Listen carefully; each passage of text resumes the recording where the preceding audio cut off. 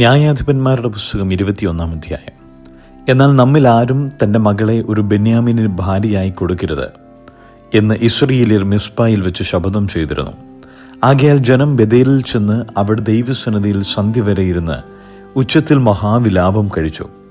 ഇസ്രായേലിന്റെ ദൈവമായ യഹോവേ, ഇന്ന് ഇസ്രായേലിൽ ഒരു ഗോത്രമില്ലാതെ പോകുവാൻ തക്കവണ്ണം ഇസ്രായേലിൽ ഇങ്ങനെ സംഭവിച്ചുവല്ലോ എന്ന് പറഞ്ഞു. പിറ്റേന്നാൾ ജനം അതികാലത്ത് എഴുന്നേറ്റ് അവിടെ ഒരു യാഗപീഠം പണിതു. ഹോമയാഗങ്ങളും സമാധാന യാഗങ്ങളും അർപ്പിച്ചു. പിന്നെ ഇസ്രായേൽ മക്കൾ എല്ലാ ഇസ്രായേൽ ഗോത്രങ്ങളിലും യഹോവയുടെ അടുക്കൽ സഭയ്ക്കു വരാതെ ആരെങ്കിലും ഉണ്ടോ എന്ന് ചോദിച്ചു. മിസ്പായിൽ യഹോവയുടെ അടുക്കൽ വരാത്തവൻ മരണശിക്ഷ അനുഭവിക്കണമെന്ന് അവർ ഒരു ഉഗ്രശപഥം ചെയ്തിരുന്നു. എന്നാൽ ഇസ്രായേൽ മക്കൾ തങ്ങളുടെ സഹോദരന്മാരായ ബെന്യാമീനരെ കുറിച്ച് അനുതപിച്ചു. ഇന്ന് ഇസ്രായേലിൽ നിന്ന് ഒരു ഗോത്രം മറ്റുപോയിരിക്കുന്നു. ശേഷിച്ചിരിക്കുന്നവർക്ക് നമ്മുടെ പുത്രിമാരെ ഭാര്യമാരായി കൊടുക്കരുത് എന്ന് നാം യഹോവയുടെ നാമത്തിൽ സത്യം ചെയ്തിരിക്കൊണ്ട് അവർക്ക് ഭാര്യമാരെ കിട്ടുവാൻ നാം എന്തു ചെയ്യേണ്ടു എന്ന് പറഞ്ഞു.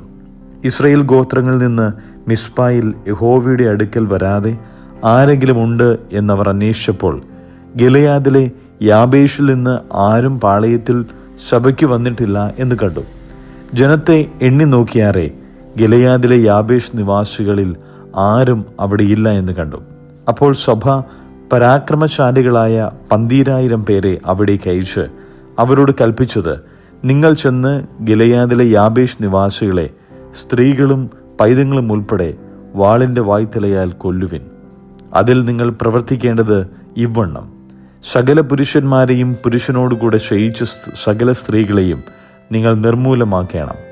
അങ്ങനെ ചെയ്തതിൽ ഗിലെയാദിലെ യാബേഷ് നിവാസികളുടെ ഇടയിൽ പുരുഷനുമായി ശയിച്ച് പുരുഷ സംസർഗം ചെയ്തിട്ടില്ലാത്ത 400 കന്യകമാരെ കണ്ടെത്തി അവരെ കനാൻ ദേശത്തിലെ ശീലോവിൽ പാളയത്തിലേക്ക് കൊണ്ടുവന്ന് സർവ്വസഭയും റിമ്മോൻ പാറയെ ബെന്യാമീനരോട് സംസാരിച്ച് സമാധാനം അറിയിപ്പാൻ ആളയച്ചു.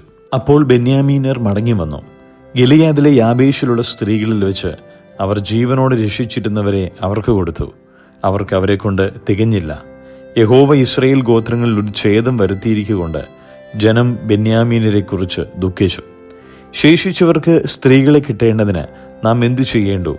ബെന്യാമീൻ ഗോത്രത്തിൽ നിന്ന് സ്ത്രീകൾ അറ്റുപോയിരിക്കുന്നുവല്ലോ എന്ന് സഭയിലെ മൂപ്പന്മാർ പറഞ്ഞു.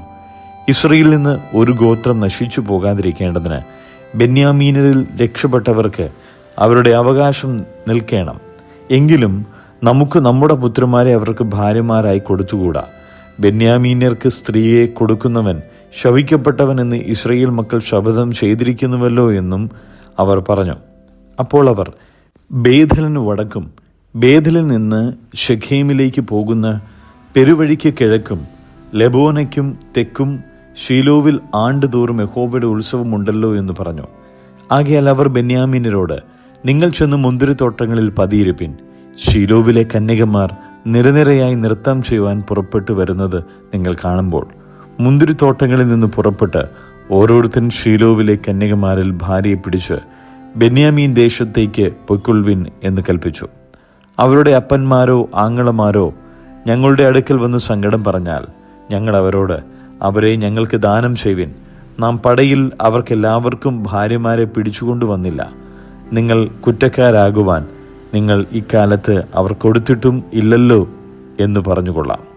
ബെന്യാമീനർ അങ്ങനെ ചെയ്തു. നൃത്തം ചെയ്യുന്ന സ്ത്രീകളെ തങ്ങളുടെ എണ്ണത്തിനൊത്തവണ്ണം പിടിച്ചു. തങ്ങളുടെ അവകാശത്തിലേക്ക് മടങ്ങിച്ചെന്ന് പട്ടണങ്ങളെ വീണ്ടും പണിത് അവയിൽ പാർച്ചു. ഇസ്രായേൽ മക്കളും ആ കാലത്ത് അവിടം വിട്ട് ഓരോരുത്തൻ താന്താന്റെ ഗോത്രങ്ങളിലേക്കും വീട്ടിലേക്കും പോയി. അങ്ങനെ അവർ അവിടം വിട്ട് ഓരോരുത്തൻ താന്താന്റെ അവകാശത്തിലേക്ക് ചെന്നു. ആ കാലത്ത് ഇസ്രായേലിൽ രാജാവില്ലായിരുന്നു. ഓരോരുത്തൻ തനിക്ക് ബോധിച്ചതുപോലെ നടന്നു. ഉത്തമഗീതം 3 അധ്യായം. രാത്രി സമയത്ത് എൻ്റെ കിടക്കയിൽ ഞാൻ എൻ്റെ പ്രാണപ്രിയനെ അന്വേഷിച്ചു. ഞാൻ അവനെ അന്വേഷിച്ചു, കണ്ടില്ല താനും. ഞാൻ എഴുന്നേറ്റ് നഗരത്തിൽ സഞ്ചരിച്ചു വീഥികളിലും വിശാല സ്ഥലങ്ങളിലും എൻ്റെ പ്രാണപ്രിയനെ അന്വേഷിക്കും എന്ന് ഞാൻ പറഞ്ഞു. ഞാൻ അവനെ അന്വേഷിച്ചു, കണ്ടില്ല താനും. നഗരത്തിൽ സഞ്ചരിക്കുന്ന കാവൽക്കാർ എന്നെ കണ്ടു. എൻ്റെ പ്രാണപ്രിയനെ കണ്ടുപോ എന്ന് ഞാൻ അവരോട് ചോദിച്ചു. അവരെ വിട്ട് കുറെ അങ്ങോട്ട് ചെന്നപ്പോൾ ഞാൻ എൻ്റെ പ്രാണപ്രിയനെ കണ്ടു. ഞാൻ അവനെ പിടിച്ചു എൻ്റെ അമ്മയുടെ വീട്ടിലേക്കും എന്നെ പ്രസവിച്ചവളുടെ അറയിലേക്കും കൊണ്ടുവരുന്നതുവരെ അവനെ വിട്ടില്ല. യെരൂശലേം പുത്രിമാരെ, ചെറുമാനുകളാണ്, പേടമാനുകളാണ്. പ്രേമത്തിനിഷ്ടമാകുവോളം അതിനെ ഇളക്കരുത്, ഉണർത്തുകയും അരുത്.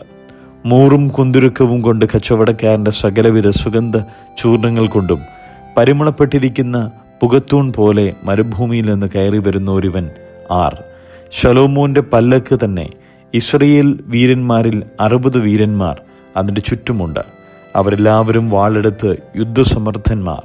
രാത്രിയിലെ ഭയം നിമിത്തം ഓരോരുത്തൻ അരയ്ക്ക് വാൾ കെട്ടിയിരിക്കുന്നു. ശലോമോൻ രാജാവ് ലെബാനോനിലെ മരം കൊണ്ട് തനിക്കൊരു പല്ലക്കുണ്ടാക്കി. അതിൻ്റെ മേക്കെട്ടിൽക്കാൽ അവൻ വെള്ളി കൊണ്ടും ചാര് പൊന്നുകൊണ്ടും ഇരിപ്പിടം രക്താംബരം കൊണ്ടും ഉണ്ടാക്കി. അതിൻ്റെ അന്തർഭാഗം യെരൂശലേം പുത്രിമാരുടെ പ്രേമം കൊണ്ട് വിചിത്ര ഖചിതമായിരിക്കുന്നു. സിയോൻ പുത്രിമാരെ, നിങ്ങൾ പുറപ്പെട്ടു ചെന്ന് ശലോമോൻ രാജാവിനെ അവൻ്റെ കല്യാണ ദിവസത്തിൽ, അവൻ്റെ ഹൃദയത്തിൻ്റെ ആനന്ദ ദിവസത്തിൽ തന്നെ അവൻ്റെ അമ്മ അവനെ ധരിപ്പിച്ച കിരീടത്തോടുകൂടെ കാൺമീൻ. ഗലാത്യ ലേഖനം 2-ാം അധ്യായം. 14 ആണ്ട് കഴിഞ്ഞിട്ട് ഞാൻ ബർന്നബാസുമായി തീത്തോസിനെയും കൂട്ടിക്കൊണ്ട് വീണ്ടും യെരൂശലേമിലേക്ക് പോയി. ഞാൻ ഒരു വെളിപ്പാട് അനുസരിച്ചത്രേ പോയത്. ഞാൻ ഓടിയതോ വെറുതെ എന്ന് വരാതിരിപ്പാൻ ഞാൻ ജാതികളുടെ ഇടയിൽ പ്രസംഗിക്കുന്ന സുവിശേഷം അവരോട്, വിശേഷാൽ പ്രമാണികളോട് വിവരിച്ചു. എൻ്റെ കൂടെയുള്ള തീത്തോസ് യവനനെങ്കിലും പരിച്ഛേദന ഏൽപ്പാൻ അവനെ ആരും നിർബന്ധിച്ചില്ല. അതോ നുഴഞ്ഞു വന്ന കള്ള സഹോദരന്മാർ നിമിത്തമായിരുന്നു. അവർ നമ്മെ അടിമപ്പെടുത്തേണ്ടതിന് ക്രിസ്തുവേശുവിൽ നമുക്കുള്ള സ്വാതന്ത്ര്യം ഒറ്റുനോക്കുവാൻ നുഴഞ്ഞു വന്നിരിക്കുന്നു. സുവിശേഷത്തിൻ്റെ സത്യം നിങ്ങളോടുകൂടെ നിലനിൽക്കേണ്ടതിന് ഞങ്ങൾ അവർക്കൊരു നാഴിക പോലും വഴങ്ങിക്കൊടുത്തില്ല. പ്രമാണികളായവരോ അവർ പണ്ട് എങ്ങനെയുള്ളവർ ആയിരുന്നാലും എനിക്ക് ഏതുമില്ല. ദൈവം മനുഷ്യന്റെ മുഖം നോക്കുന്നില്ല. പ്രമാണികൾ എനിക്ക് ഒന്നും ഗ്രഹിപ്പിച്ചു തന്നിട്ടില്ല. നേരെ മറിച്ച് പരിച്ഛേദനയുടെ അപ്പോസ്തലത്വത്തിനായി പത്രോസിനോടുകൂടെ വ്യാപരിച്ചവൻ ജാതികൾക്കായി എന്നോടുകൂടെ വ്യാപരിച്ചതുകൊണ്ട് പത്രോസിന് പരിച്ഛേദനക്കാരുടെ ഇടയിൽ സുവിശേഷ ഘോഷണം എന്ന പോലെ എനിക്ക് അഗ്രചർമ്മക്കാരുടെ ഇടയിൽ സുവിശേഷ ഘോഷണം വരമേൽപ്പിച്ചിരിക്കുന്നു എന്ന് കണ്ടും എനിക്ക് ലഭിച്ച കൃപയറിഞ്ഞും കൊണ്ട് തൂണുകളായി എണ്ണപ്പെട്ടിരുന്ന യാക്കോബും കേഫാവും യോഹന്നാനും ഞങ്ങൾ ജാതികളുടെ ഇടയിലും അവർ പരിച്ഛേദനക്കാരുടെ ഇടയിലും സുവിശേഷം അറിയിപ്പാൻ തക്കവണ്ണം എനിക്കും ബർന്നബാസിനും കൂട്ടായ്മയുടെ വലം കൈ തന്നു. ദരിദ്രരെ ഞങ്ങൾ ഓർത്തുകൊള്ളണം എന്ന് മാത്രം അവർ പറഞ്ഞു. അങ്ങനെ ചെയ്യുവാൻ ഞാൻ ഉത്സാഹിച്ചുമിരിക്കുന്നു. എന്നാൽ കേഫാവ് അന്ത്യോക്യയിൽ വന്നാറെ അവനിൽ കുറ്റം കാണുകയാൽ ഞാൻ അഭിമുഖമായി അവനോട് എതിർത്ത് നിന്നു. യാക്കോബിന്റെ അടുക്കൽ നിന്ന് ചിലർ വരും മുമ്പേ അവൻ ജാതികളോട് കൂടെ തിന്നു പോന്നു. അവർ വന്നപ്പോഴോ അവൻ പരിച്ഛേദനക്കാരെ ഭയപ്പെട്ടു പിൻവാങ്ങി പിരിഞ്ഞു നിന്നു. ശേഷം യഹൂദന്മാരും അവനോടുകൂടെ കപടം കാണിച്ചതുകൊണ്ട് ബർന്നബാസും അവരുടെ കപടത്താൽ തെറ്റിപ്പോകുവാൻ ഇടവന്നു. അവർ സുവിശേഷത്തിന്റെ സത്യം അനുസരിച്ച് ചൊവ്വായി നടക്കുന്നില്ല എന്ന് കണ്ടിട്ട് ഞാൻ എല്ലാവരും കേൾക്കെ കേഫാവിനോട് പറഞ്ഞത്, യഹൂദനായ നീ യഹൂദ മര്യാദ പ്രകാരമല്ല ജാതികളുടെ മര്യാദ പ്രകാരം ജീവിക്കുന്നു എങ്കിൽ നീ ജാതികളെ യഹൂദ മര്യാദ അനുസരിപ്പാൻ നിർബന്ധിക്കുന്നത് എന്ത്? നാം സ്വഭാവത്താൽ ജാതികളിൽ നിന്നുള്ള പാപികളല്ല, യഹൂദന്മാരത്രേ. എന്നാൽ യേശുക്രിസ്തുവിലുള്ള വിശ്വാസത്താൽ അല്ലാതെ ന്യായപ്രമാണത്തിൻ്റെ പ്രവൃത്തികളാൽ മനുഷ്യൻ നീതീകരിക്കപ്പെടുന്നില്ല എന്ന് അറിഞ്ഞിരിക്കൊണ്ട് നാമും ന്യായപ്രമാണത്തിൻ്റെ പ്രവൃത്തികളാലല്ല ക്രിസ്തുവിലുള്ള വിശ്വാസത്താൽ തന്നെ നീതീകരിക്കപ്പെടേണ്ടതിന് ക്രിസ്തുവേശുവിൽ വിശ്വസിച്ചു. ന്യായപ്രമാണത്തിൻ്റെ പ്രവൃത്തികളാൽ ഒരു ജഡവും നീതീകരിക്കപ്പെടുകയില്ലല്ലോ. എന്നാൽ ക്രിസ്തുവിൽ നീതീകരണം അന്വേഷിക്കുകയിൽ നാമും പാപികൾ എന്ന് വരുന്നു എങ്കിൽ ക്രിസ്തു പാപത്തിൻ്റെ ശുശ്രൂഷക്കാരനെന്നോ ഒരു നാളുമല്ല. ഞാൻ പൊളിച്ചത് വീണ്ടും പണിതാൽ ഞാൻ ലംഘനക്കാരൻ എന്ന് എന്നെ തന്നെ തെളിയിക്കുന്നു. ഞാൻ ദൈവത്തിനായി ജീവിക്കേണ്ടതിന് ന്യായപ്രമാണത്താൽ ന്യായപ്രമാണ സംബന്ധമായി മരിച്ചു. ഞാൻ ക്രിസ്തുവിനോടുകൂടെ ക്രൂശിക്കപ്പെട്ടിരിക്കുന്നു. ഇനി ജീവിക്കുന്നത് ഞാനല്ല, ക്രിസ്തുവത്രേ എന്നിൽ ജീവിക്കുന്നു.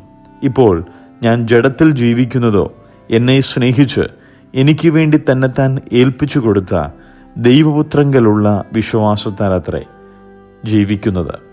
ഞാൻ ദൈവത്തിൻ്റെ കൃപ വൃഥാവാക്കുന്നില്ല. ന്യായപ്രമാണത്താൽ നീതി വരുന്നുവെങ്കിൽ ക്രിസ്തു മരിച്ചത് വെറുതെയല്ലോ.